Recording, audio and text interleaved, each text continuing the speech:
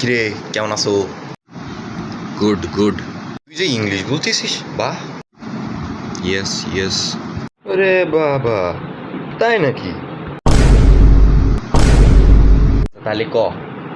No, I give, you ask. এ কি? Ask ask. আচ্ছা বল, সামনাসামনি ইংলিশ কি? সামিনা মিনা এ এ।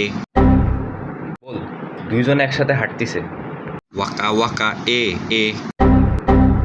বেড়া, এটা তো গান। না না স্যার, গান তো পরের ডা।